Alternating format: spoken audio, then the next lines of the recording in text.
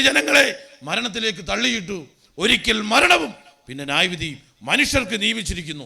എപ്പോഴാ മരണം വരുന്നത് നമുക്കറിയില്ല. എന്നെ കേൾക്കുന്ന പ്രിയപ്പെട്ടവരെ, മരിക്കുന്നതിന് മുമ്പ് സുബോധമുള്ളപ്പോൾ യേശുക്രിസ്തുവിനെ രക്ഷകനായി സ്വീകരിച്ച് ദൈവകൽപ്പനയാകുന്ന വിശ്വാസ സ്നാനം സ്വീകരിച്ച് പരിശുദ്ധാത്മാവിൽ മുദ്രയിടപ്പെട്ടവരായി രക്ഷിക്കപ്പെട്ട് സ്നാനപ്പെട്ട് അതേ ദൈവസഭയോട് ചേർന്ന് വിശുദ്ധിയിലും വേർപാടിലും ജീവിക്കുന്ന തൻ്റെ വിശുദ്ധന്മാരെ ചേർക്കുവാൻ യേശു ക്രിസ്തു വേഗം വരുവാൻ പോകുന്നു. കർത്താവ് തൻ ഗംഭീരനാദത്തോടും പ്രധാന ദൂതന്റെ ശബ്ദത്തോടും ദൈവത്തിന്റെ കാഹളത്തോടും സ്വർഗത്തിൽ നിന്നിറങ്ങി വരും. ക്രിസ്തുവിൽ മരിച്ചവർ ഉയർത്തെഴുന്നേൽക്കും. പിന്നെ ജീവനോട് ശേഷിക്കുന്നവരായ നാം അവരോടുകൂടി ഒരുമിച്ച് കർത്താവിനെ എതിരേൽക്കുവാൻ ആകാശത്തിൽ മേഘങ്ങളിൽ എടുക്കപ്പെടും. ഈ പ്രത്യാശയുള്ള ദൈവമക്കൾക്ക് ഹല്ലേലൂയ പറഞ്ഞ് സ്തോത്രം ചെയ്യാം.